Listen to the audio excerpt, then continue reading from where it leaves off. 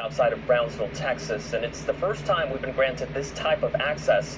What's unique here is this is a facility that also cares for infants. We're the first network news organization allowed to freely walk the halls of this facility. This one houses the youngest of unaccompanied minors, children who showed up by themselves at the border or were separated from relatives.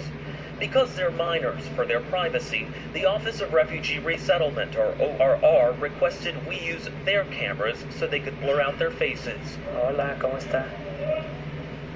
That's a small baby. This one, yes. So, ¿Cuánto?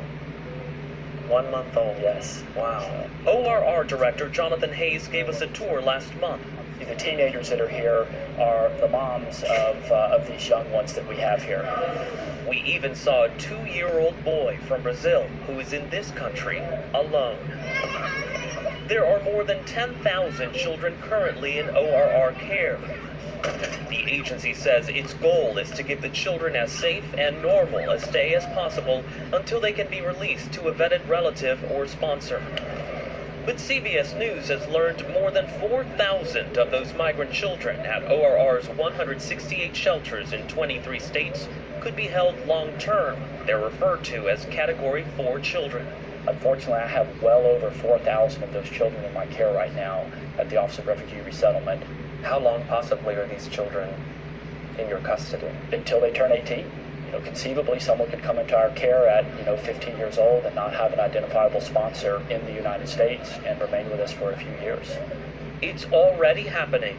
We recently learned of one case of a child in custody going on 4 years. Immigrant advocates believe that violates the Flores Agreement, which mandates children be released as quickly as possible. They argue some of the administration's policies, even ICE arrests recently publicized by the president, could be having a chilling effect. Relatives who may be undocumented could be afraid to come forward. And this is the intake office. Melissa Aguilar is program director at the San Benito shelter. There's challenges definitely with contacting sponsors, getting them to submit all the paperwork, because as you can see, we wouldn't just let anybody pick up a child, but it's a challenging process at times. She says caseworkers try their best to place a child before their 18th birthday, when they are transferred to ICE custody for adults and can be deported.